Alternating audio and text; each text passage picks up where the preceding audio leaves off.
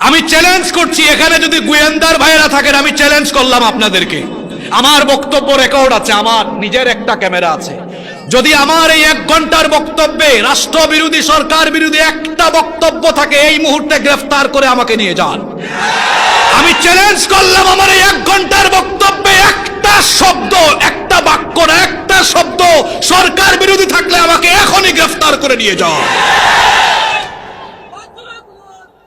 দৌড়াতে দৌড়াতে, চলতে চলতে মুসা নবী ক্লান্ত এবং পিপাসার্ত অবস্থায় মাদায়েন শহরে ঢুকলেন। জুড়ে বলেন, কোন শহরে? মাদিয়ান শহরের একটা কুয়ার কাছে গেলেন। ভাবলেন যেহেতু পিপাসার্ত, ওই কুয়া থেকে একটু পানি পান করি। কিন্তু কুয়ার কাছে গিয়ে দেখলেন অনেক রাখালেরা লাইন ধরে তাদের পশুর পালকে তারা পানি পান করাচ্ছে। আর কুয়া থেকে একটু দূরে 2টা মেয়ে তাদের পশুর পাল নিয়ে অসহায়ের মতো দাঁড়িয়ে আছে। ওই 2 মেয়ের কাছে তিনি গেলেন, গিয়ে বললেন, কি ব্যাপার মেয়েরা, সন্ধ্যা হওয়ার সময় চলে আসতেছে, তোমাদের পশুর পাল নিয়ে তোমরা এখানে দাঁড়িয়ে আছো কেন? মেয়েরা তখন বললেন, আবুনা শাইখান কাবীরা, আমাদের বাবা অতি বৃদ্ধ মানুষ, বয়সের কারণে তিনি পশুর পাল নিয়ে মরুভূমিতে আসতে পারেন না। আমাদের ঘরে অন্য কোনো পুরুষ মানুষ নাই, এই জন্য আমরা আমাদের পশুর পাল নিয়ে মরুভূমিতে এসেছি। কিন্তু এখানে অনেক পুরুষ মানুষেরা, ওই রাখালেরা তাদের পশুর পালকে পানি পান করায়। পানি পান করানোর পরে এরপরে আমরা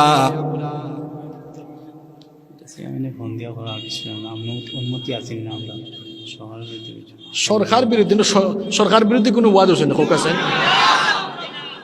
ইনো সরকারের মন্ত্রী বা সরকারের নাম দিলে কোনো ওয়াজ হয়েছে?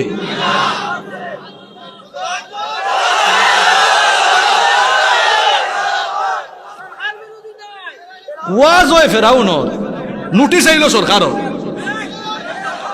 এটা ঠিক না।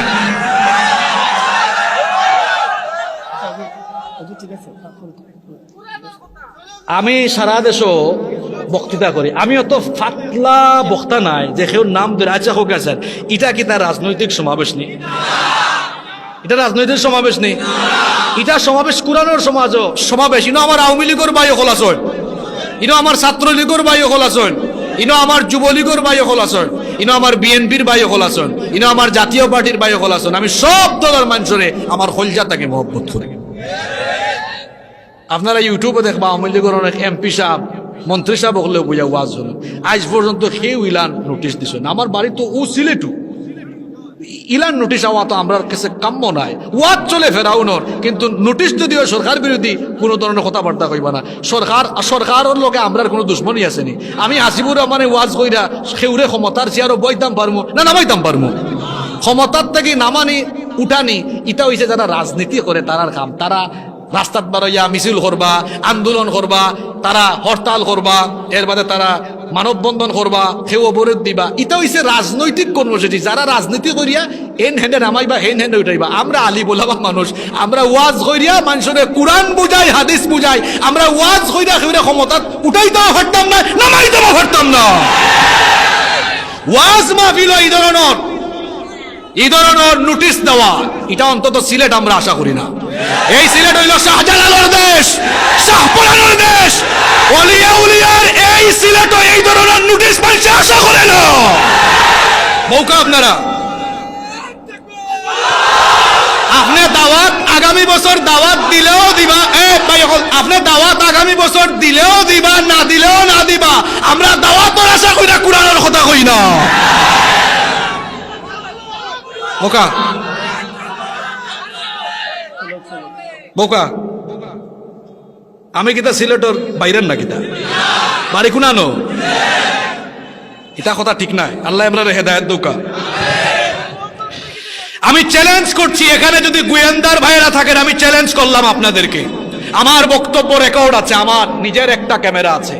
যদি আমার এই 1 ঘন্টার বক্তব্যে রাষ্ট্রবিরোধী, সরকার বিরোধী একটা বক্তব্য থাকে, এই মুহূর্তে গ্রেফতার করে আমাকে নিয়ে যান। আমি চ্যালেঞ্জ করলাম, আমার এই 1 ঘন্টার বক্তব্যে একটা শব্দ, একটা বাক্য না, একটা শব্দ সরকার বিরোধী থাকলে আমাকে এখনই গ্রেফতার করে নিয়ে যান। ওয়াজ তো হইব এমনি বোকা। ইকান হইয়া গেলাম ও কারণে যাতে আগামী বছর বা এর পরবর্তীতে সিলেট যেন ইটা ইয়া না হামায়। ইটা আমরা দেখছি নোয়াখালী তো একবার কুমিল্লার লাকসাম কিতা হয়েছে আমার উপরে জানাননি আপনারা? হ্যাঁ, ওয়াজ হইছে নবীজির জীবনী লইয়া, আর উপরে পড়ে গেছে 11 জনের। ওয়াজ হইছে নবীজির আবু জাহালে আবুল আহাবে গিয়া কষ্ট দিছে। এখন আবু জাহাল আর আবুল আহাবর লগে তার রুহানি এমন ফয়েজ, তার এমন কষ্ট লাগছে, বাদে হুজুরের গাড়ি উড়ি ভাঙিলছে। বুঝলা নি কিতা হিতা অভ্যাস ইবা ইয়া হামাইল কিলা না? হৌ অঞ্চলের কিছু মানুষ সবাই যাচ্ছেন, যাই হোক আইলেও তারারে মায়া করবা। আমরা সিলেটি মানুষ অতিথি পরায়ণ, আমরার সুনাম দেশও আছে বিদেশও। সিলেটি হলার আলাদা সুনাম, সিলেটি হলার আলাদা। আমরা অতিথি হলরে সম্মান করি, আমরা অতিথি পরায়ণ, আমরা মানুষরে খাওয়াইতে পছন্দ করি, মানুষরে সম্মান করতে পছন্দ। আমার কথা এক কমিটির কেউ বেজারই মানাতো। এখন আপনারা বোঝা বোঝা ওয়াজ শুনরা 1 ঘন্টা ধরে সরকার বিরোধী একটা মাতু। আমি এলাম গিয়ারে ছোট মোটো হাসিবুর রহমান, আমি হোক জানি খেবরে না বইতাম পারবো না লামাইতাম পারবো।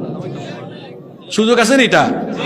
আল্লাহ বুঝবার তৌফিক দোকা না। আমি না হচ্ছি আমার জায়গা তো অন্য হুজুর ইলা কইলা না হলে সকল হুজুরে তো হইন না, কিন্তু আমি হাসিবুর রহমান আমার সিদ্ধান্ত হইল আমার হায়াত যতদিন আছে বাসমু, যতদিন বাচ্চা থাকবো সত্য কথা কইতে একদম ন্যূনতম ভয় পাইতাম না।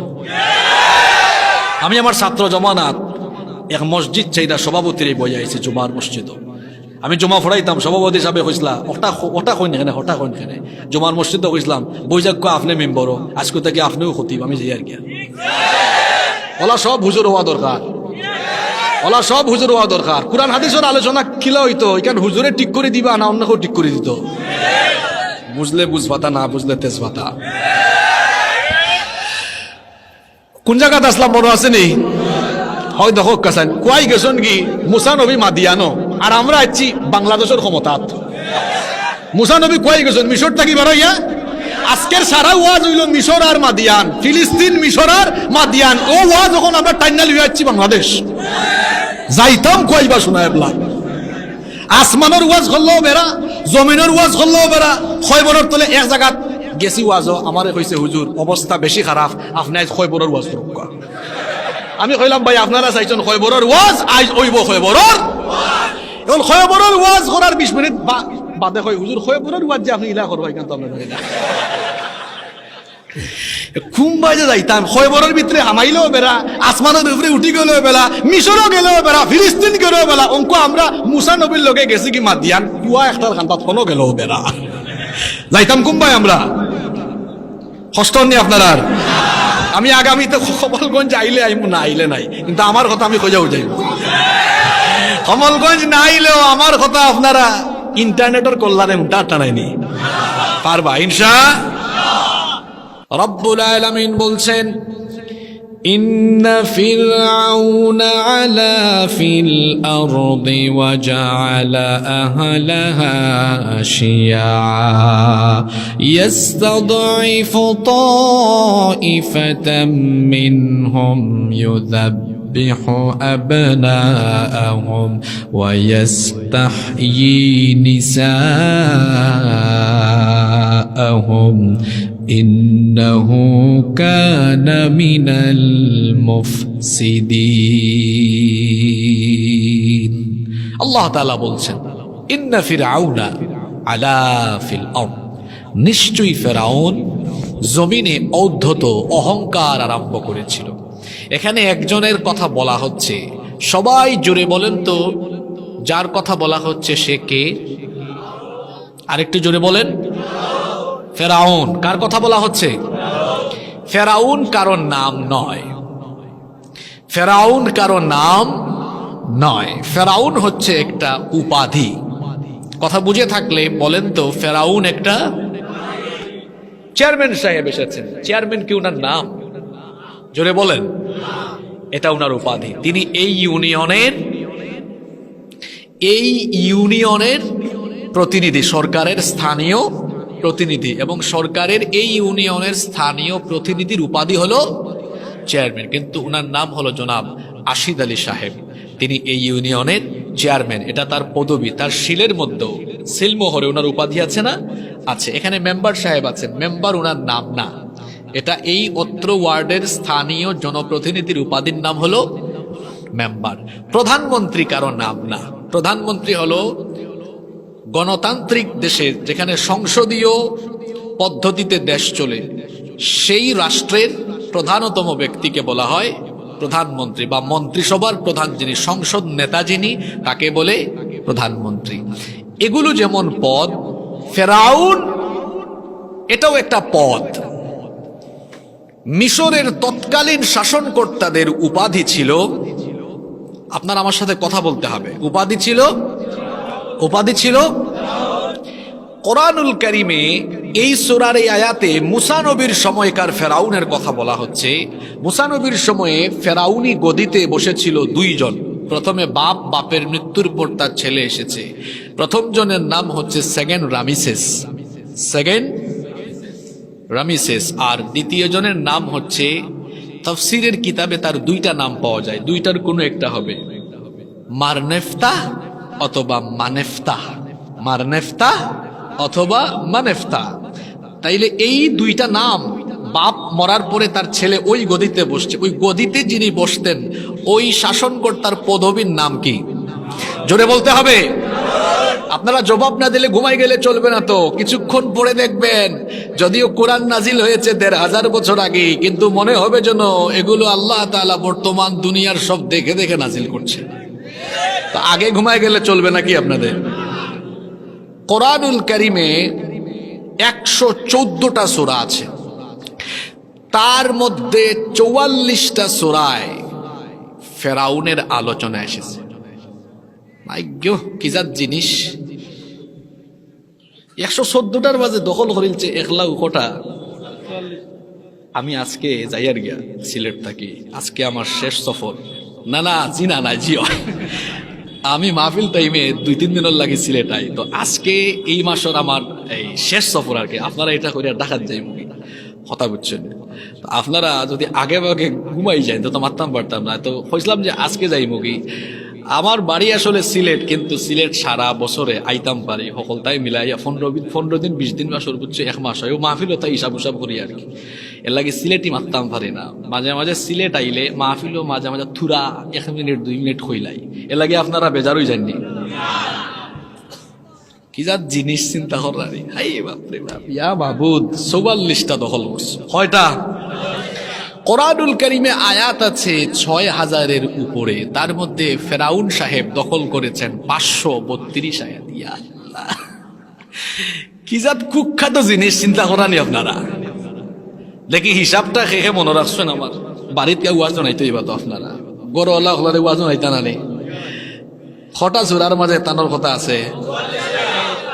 কমলগঞ্জের শ্রোতা হল ডাট বুঝার কয়টা সূরা? আর তাইন মানে খেন বুঝাতো, তাইন কয়টা আয়াত দখল করছেন?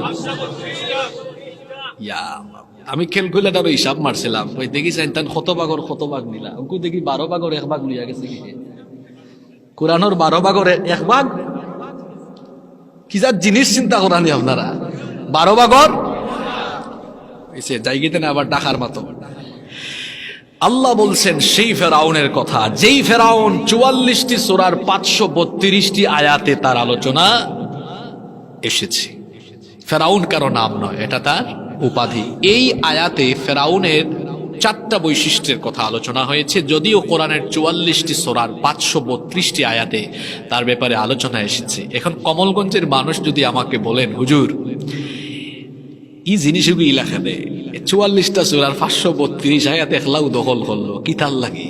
আল্লাহ এই কুরআন শরীফের ভিতরে তার মাত এতটা মাতছে না, এত কথা কেন তার? উত্তর দিলাইতাম নেই, কুলাইতে পারবানি আপনারা।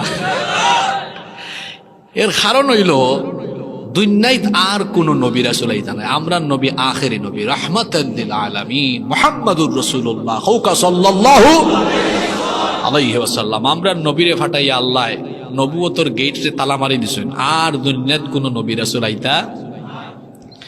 কিন্তু নবী রাসূল হলরে যারা কষ্ট দিছে, এই ধরনের ফেরাউন মার্কা মানুষ কিয়ামত পর্যন্ত আইব। এখন ফেরাউন মার্কা মানুষের খাইসলত ইতার মন মিজাজ খাজ খাম কিলা হয় ইতা যেন দুনিয়ার মানুষ কিয়ামত পর্যন্ত জানে। আর ফেরাউন হলোর শেষ পরিণতি কিতা হয় দুনিয়ার ফেরাউন চরিত্রের মানুষ হলো যেন আগর যুগের ফেরাউন তাকে শিক্ষা নিতে পারে। এর লাগে আল্লাহ কুরআন শরীফের ভিতরে 12 ভাগের 1 ভাগ তাইনর নাম হারাইছেন। তাইন হে জোরে হোক তাইন হে, কথা বুঝা যাননি? আল্লাহ তাআলা বলছেন ইন্না ফিরআউনা আলা ফিল আরদ, নিশ্চয়ই ফেরাউন জমিনে অদ্ভুত অহংকার করেছিল। এটা তার প্রথম বদচরিত্র এই আয়াতে বলা হয়েছে। আল্লাহ তাআলা বলছেন ইন্না ফিরআউনা আলা ফিল আরদ, নিশ্চয়ই ফেরাউন অদ্ভুত আরম্ভ করেছিল, জমিনে অহংকার আরম্ভ করেছিল। সীমা লঙ্ঘন করতে করতে অহংকার করতে করতে এই ফেরাউন সে নিজেকে মানুষের কাতার থেকে বের করে রবের কাতারে দাঁড় করিয়েছিল। আল্লাহ তাআলা কোরআনুল কারীমে তার চরিত্রের কথা এভাবে বলেছেন, সে এতটাই সীমা লঙ্ঘনকারী, এতটাই আল্লাহদ্রোহী এবং এতটাই জালেম ছিল। অহংকারে, ক্ষমতার অহংকারে নিজে আর মানুষের কাতারে থাকে নাই, মানুষের কাতার থেকে বের হয়ে সে ঘোষণা দিয়েছিল ফাকালা আনা রাব্বুকুমুল আ'লা, সে বলেছিল আমি হচ্ছি বড় রব, বড় খোদা। অথচ মানুষের রব মানুষ হতে পারে না, মানুষের রব হলেন একজন। সবাই জুড়ে বলেন তিনি কি? আল্লাহ আমার রব, এই রবি আমার সব। আল্লাহ আমার রব, এই রবি আমার সব। দমে দমে তনু মনে তারি অনুভব। আল্লাহ আমার রব, এই রবি আমার সব। তোমার দুনিয়াতে আমি যেদিকে তাকাই, অথই নিয়ামাতে ডুবে আছি সবাই। পাক পাখালির গানে শুনি তাসবিহ কলরব, তাসবিহ কলরব। আল্লাহ আমার রব, এই রবি আমার সব। পড়েন আলহামদুলিল্লাহ। আল্লাহ হচ্ছেন আমাদের রব। আর ফেরাউন তার ফেরাউনি ক্ষমতার অহংকারে নিজেকে মানুষের কাতার থেকে বের করে রবের কাতারে দাঁড় করিয়েছিল। গোটা মিশরে ঘোষণা দিয়েছিল আমি তোমাদের রব, আমি তোমাদের খোদা। আমার উপরে যদি ঈমান না আনো, আমার মতকে যদি গ্রহণ না করো, আমার মতের বিরুদ্ধে গেলে তোমাদের কথা বলার স্বাধীনতা, কাজকর্মের স্বাধীনতা সব আমি কেড়ে নেব। যদি আমার এই মত, আমার আইনের বিরুদ্ধে যাও, তাহলে তোমাদেরকে মেরে ফেলবো, কেটে ফেলবো, জেলখানায় ঢুকাবো। তাহলে নিজের মতের বিরুদ্ধে গেলে মেরে ফেলবো, কেটে ফেলবো, জেলে ঢুকাবো, এই রকম হুমকি ধামকি দেওয়া এটা ভালো শাসকের বৈশিষ্ট্য নয়, এটা হলো ফেরাউনি শাসনের বৈশিষ্ট্য। আল্লাহ তার কথা কোরআনে বলছেন ইন্না ফিরআউনা আলা ফিল আরদ, নিশ্চয়ই ফেরাউন জমিনে অধ্যত আরম্ভ করেছিল, অহংকার শুরু করেছিল। অহংকার করে করে নিজেকে মানুষের কাতার থেকে বের করে রবের কাতারে দাঁড় করিয়ে বলেছিল আমি সবচেয়ে বড় খোদা। এই ফেরাউনের প্রথম চরিত্রের কথা এই আয়াতে যিনি আমাদের জন্য শিক্ষা বানিয়ে তুলে দিয়েছেন তিনি কি? আস্তে বলবেন না, জুড়ে বলেন তিনি কি? এরপরে আল্লাহ বলছেন তার 2 নাম্বার খাসলত ছিল ওয়াজালা আহলাহা শিয়া। আমি একটু শাব্দিক অনুবাদ করি, শব্দে শব্দে অনুবাদ করি, এখানে সম্মানিত আলেমরাও বসে আছেন। আল্লাহ বলছেন ওয়াজালা, আর সে বানিয়েছিল আহলাহা, তার রাষ্ট্রের অধিবাসীকে শিয়া, বিভক্ত করেছিল। তাহলে পুরা অর্থ হলো ওয়াজালা আহলাহা শিয়া, সে তার জনপদের মানুষদেরকে বিভক্ত করে রেখেছিল। তার শাসনের একটা নীতি ছিল ডিভাইড এন্ড রুলস, বিভক্ত করো, শাসন করো। তার শাসনের নীতি ছিল, এটা মুখস্থ করে যাবেন, ফেরাউনি শাসনের নীতি হলো বিভক্ত করো, শাসন করো, মানুষকে দলে দলে ভাগ করে রাখো আর শাসন করো। কারণ মানুষ যদি ঐক্যবদ্ধ থাকে তাহলে ফেরাউনি চেয়ার মজবুত রাখা যাবে না, ফেরাউনি গদি ঠিক রাখা যাবে না। এই জন্য ফেরাউন তার রাষ্ট্রে মানুষকে দলে দলে ভাগ করেছিল, কাউকে তার পকেট দল, কাউকে ছিন্ন দল বিচ্ছিন্ন দল বানিয়ে গোটা রাষ্ট্রের মধ্যে সে মানুষকে দলে দলে ভাগ করে রেখেছিল। কারণ মানুষকে যদি দলে দলে ভাগ করা না যায়, তার ফেরাউনি শাসনকে টিকায় রাখা যাবে না। নিজেদের শাসনকে টিকায় রাখার জন্য মানুষকে দলে দলে ভাগ করে দেওয়া, এটা হলো ফেরাউনি শাসনের আরেকটা নমুনা। এই দুনিয়ার বর্তমান ফেরাউনরা দেখেন পৃথিবীর মুসলমানদেরকে এক হতে দেয় না। পৃথিবীতে 200 কোটি মুসলমান, কিন্তু পৃথিবীর ফেরাউন চরিত্রের মানুষগুলো 200 কোটিকে এক হইতে দেয় না। কারণ আমরা 200 কোটি যদি এক হয়ে যাই, আমাদের শক্তি বাড়বে না কমবে। এই জন্য পৃথিবীর ফেরাউনরা চাই আমরা যেন অনৈক্যে ডুবে থাকি। আমার যুবক তরুণ ছাত্র ভাইদেরকে বলবো, ভাই আপনারা পড়াশোনা করবেন, আমাদের অতীতের যুগের সোনা আনবেন। এখন আমাদের জনসংখ্যা, মুসলমানের জনসংখ্যা 200 কোটি, কিন্তু আমাদের সোনালী ইতিহাস পড়বেন, কমপক্ষে 800 বছর 1000 বছরের আগের ইতিহাসে চলে যাবেন। মাত্র কয়েক লক্ষ কয়েক কোটি মুসলমান গোটা পৃথিবীকে তারা নেতৃত্ব দিয়েছেন।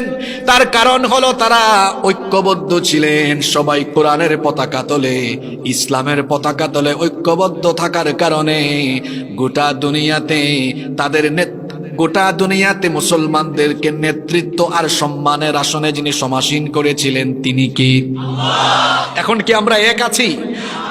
2টা বিশ্বযুদ্ধ আমাদেরকে শেষ করে দিয়েছে।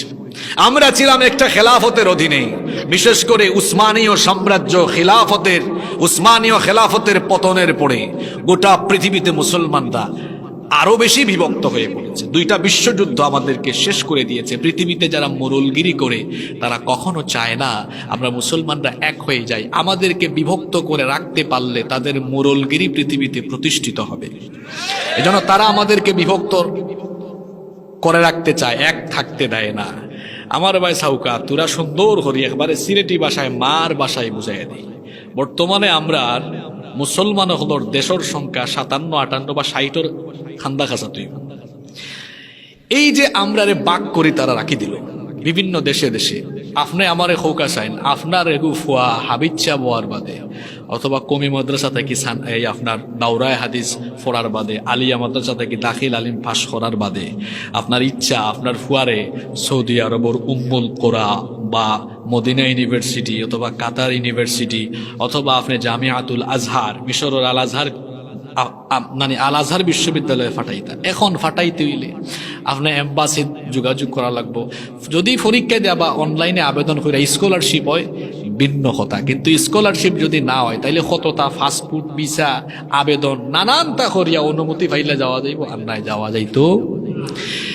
এখন আপনারা মাতুকা আমার দিকে চৌকা দরুকা 57টা 58টা মুসলিম রাষ্ট্র আলাদা আলাদা রাষ্ট্রে বাগ না হইয়া আমরা যদি সব ঐক্যবদ্ধভাবে একই পতাকা তলে থাকতাম, তে আপনার ভিসাও লাগলো না, অনেক ফাস্টফুডও লাগলো না, অনেক কিচ্ছু লাগলো না। অনেক কমলগঞ্জ থেকে বাড়াইয়া মুসলমান হলোর সীমানা আছে সারা বিশ্ব, যতদূর বিনা অনুমতিতে আপনি গুরতা ফাল্লাও নে ততদূর। সুবহানাল্লাহ।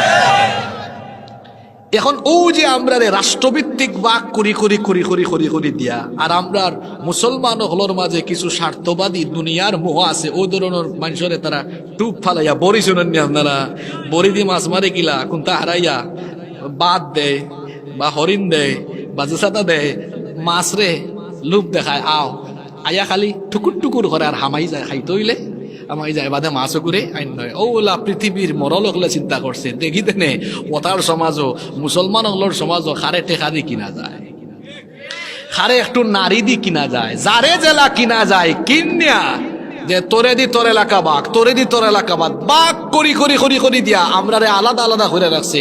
কিন্তু তারা তারার জায়গা ঠিকও রইছে। কিলা ঠিক রইছে আপনারা বুঝানি খুব সোজা হইব। বাংলাদেশের অন্যান্য জায়গা বুঝাইতে কষ্ট, এরা লন্ডন আমেরিকাত কম থাকে। লন্ডন আমেরিকার পাসপোর্টের এত ভ্যালু, ইনো ব্রিটিশ নাগরিক আছেন দেখো, ব্রিটিশ পাসপোর্ট আছে, আসুন মনে হয় আচ্ছা হনৌকা ব্রিটিশ পাসপোর্ট থাকলে ভিসা ছাড়া বহুত দেশের ভিসা ছাড়া খালি পাসপোর্টের প্রভাবে আপনি বিভিন্ন দেশে গিয়ে হামাই যেতে পারা যায় না নি। আমরা বাংলাদেশের পাসপোর্ট দিয়ে কয়েকটা দেশে যাওয়া যায়, নেপাল, ভুটান, মালদ্বীপ, শ্রীলঙ্কা, ওইটা দেশ আর কি। বাংলাদেশের পাসপোর্ট অনেক সময় ব্যাংক স্টেটমেন্ট খুব ডার্ট থাকলেও ইউকে ইউএসএ যাওয়ার লাগে এম্বাসির জমা দিলে ফালাই দিই মারি, কোনো দামও নাই। কথা ঠিক আছে নি? অথচ ইউরোপ, আমেরিকা বা পশ্চিমা অনেক দেশের একটা পাসপোর্ট থাকলে আপনি বা এক দেশের ভিসা থাকলে আপনি অন্যান্য দেশে যেতে পারেন। তারা ঠিকই গমন করছে, আমরা যেতে পারছি না। আমাদেরকে বিভক্ত করে দিয়ে আমাদেরকে এই যে সীমাবদ্ধতার বেড়াজালে আবদ্ধ করে দিয়েছে, এই জন্য আমরা নিজেরা ক্ষতিগ্রস্ত হচ্ছি। তারা আমাদেরকে এই কারণে অনৈক্যে ডুবিয়ে রেখেছে, বিভ্রান্তিতে বিভক্তিতে রেখেছে, যাতে করে আমরা কখনো শক্তিশালী হতে না পারি। এই যে দেখুন বর্তমান ফিলিস্তিনের অবস্থা, এই ফিলিস্তিনের উপরে এত জুলুম, এত নির্যাতন, দখলদার অসভ্য ইসরায়েলের বর্বর ইহুদিরা ফিলিস্তিনের 95% জমি তারা দখল করে নিয়েছে। পৃথিবীর 200 কোটি মুসলমানদের মধ্যে সকল মুসলমানরা ইসরায়েলের এই কি বলে ফিলিস্তিনের পক্ষে তারা কথা বলতেও পারছে না। সবাই তো লাগতো না যদি মধ্যপ্রাচ্যের আমাদের খলিফা যারা আছেন মধ্যপ্রাচ্যের, অর্থাৎ মধ্যপ্রাচ্যের আরব দেশের যে নেতারা আছেন, তারা যদি ফিলিস্তিনিদের পক্ষে এক হয়ে হুঙ্কার দিতেন, ইসরায়েলের অসভ্য বর্বর ইহুদিরা ভূমধ্য সাগরে পতিত হয়ে যেত। আপনি অসুস্থ শুনছি আমি, আমরা চেয়ারম্যান সাহেব অসুস্থ, আল্লাহ তান্ডে শিফা দো কাকা আমিন। তাই গত বছর তাই পুরা আলোচনা আসলাম ইনশাআল্লাহ ওয়ালাইকুম আসসালাম। তাই গতবার পুরো আলোচনা আসলা, এইবার অসুস্থতা নেই, আমি ভাবছি আইতা নাই, এত অসুস্থতা নেওয়া তাই নাই। খুব মায়া মহব্বত আছে মাহফিলের প্রতি, আল্লাহ তান্ডে শিফা দান করুক। আমরা দোয়া করব ইনশাআল্লাহ। আমি যে জায়গায় ছিলাম, কষ্ট হচ্ছে আপনাদের? আমাদেরকে তারা বিভক্ত করে রেখেছে। কিচ্ছু তো লাগে না যদি মধ্যপ্রাচ্যের আরব দেশের নেতারা বলেন 1 ফুটা তেল বিক্রি করব না, তাহলে এদের একটা বিমানও আকাশে উঠতে পারবে? যুদ্ধ বিমানগুলো আকাশে উড়ার কোনো ক্ষমতা আছে? বলবে না। নিজের গদি যদি চলে যায়, তাহলে বোঝা গেল আমাদেরকে তারা দুনিয়াবি স্বার্থে ডুবিয়ে রেখে আমাদেরকে অনেকের বেড়াজালে আবদ্ধ করে রেখে ওরা ফায়দা লুটছে, আমরা টেরও পাচ্ছি না। এবার আসুন তো আমাদের দিকে, আমাদের দেশে আপনি তাকান, সেই ব্রিটিশ পিরিয়ড থেকে আপনাদের কথা কি বলবো, আমাদের ওলামা মাশায়েখদেরকে ঐক্যবদ্ধ করার জন্য, আমাদের ওলামা মাশায়েখদেরকে বিভক্ত করার জন্য ব্রিটিশ পিরিয়ড, পাকিস্তান পিরিয়ড, এখন বাংলাদেশ পিরিয়ড, সকল পিরিয়ডই ষড়যন্ত্র। আমরা যেন এক হইতে না পারি, কৌমি আলাদা করে দেওয়া হয়েছে, আলিয়া আলাদা করে দেওয়া হয়েছে। কত দল আলেম ওলামাদের মধ্যে, আলেম ওলামারা যেন এক হতে না পারে, এই জন্য দুনিয়াখোর লোকেরা কখনো কখনো আলেম ওলামাদের কোন দলকে পকেট দল বানায়, অথবা কাউকে কাউকে খুব কাছাকাছি নেয়, কাউকে কাউকে দূরে ঠেলে দেয়। এইভাবে করে কাউকে কাছে নেওয়া, কাউকে দূরে ঠেলে দেওয়া, এরকম করে করে আমাদের মধ্যে ভেজাল লাগাইয়া দিয়া তারা কিন্তু নিজেরাই ফায়দা লুটছে, আমরা টেরও পাচ্ছি না। আজকে নাকি গতকাল আমি ঢাকার একটা কনফারেন্সের ছবি দেখলাম, আজকের, এটা দেখে আমি বড় আনন্দিত হয়েছি। চরমনাইয়ের পীর সাহেবকে আমি ধন্যবাদ দিতে চাই এত সুন্দর একটি উদ্যোগ গ্রহণের জন্য। সেখানে আমি দেখলাম সকল মাসলাকের, সকল দলমতের উলামাদেরকে দাওয়াত করা হয়েছে। আসলে বাংলাদেশের মানুষ ঠিক এই চিত্রটাই দেখতে চায়। বাংলাদেশের মানুষ এদেশের কওমি আলেয়া সহ এদেশের সকল দলমতের মানুষদেরকে, দলমতের আলেমদেরকে পাশাপাশি চেয়ারে একই টেবিলে কাছাকাছি দেখতে চায়। এই চিত্র যদি আরো 10 বছর 15 বছর আগে বাংলাদেশের মানুষ দেখতো, তাহলে এই দেশের একজন আলেমের হাতে হাত করা পরানোর দুঃসাহস কেউ করতে পারত না। এদেশের আলেমরা যদি এভাবে এক টেবিলে কাছাকাছি চেয়ারে আগে থেকে বসা আরম্ভ করত, দেখতেন আলেমদের হাতে হাত করা আর আলেমদের বিরুদ্ধে ব্যবস্থা নেওয়ার দুঃসাহস কারো দেখা যেত না। আল্লাহ যেন এই ঐক্যের প্রক্রিয়া, আলেমদের মধ্যে এই যে ভালোবাসা, হৃদ্যতা, আন্তরিকতা তৈরি হচ্ছে, এটা যেন জারি থাকে। আল্লাহ কবুল করেন, বলেন আমিন।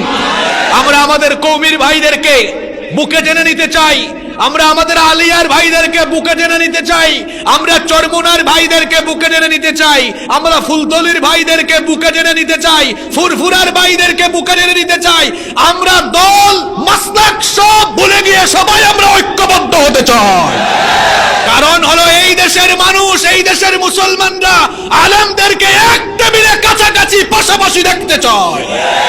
আপনারা চান কি চান না?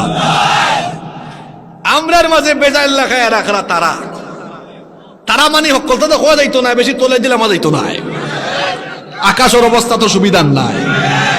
আমরা ঠেলাঠেলি লাগাইয়া ও হুজুরে মারামারি লাগাইয়া তান ফায়দা লুটবা, আমরা এটা মান্না নিতাম।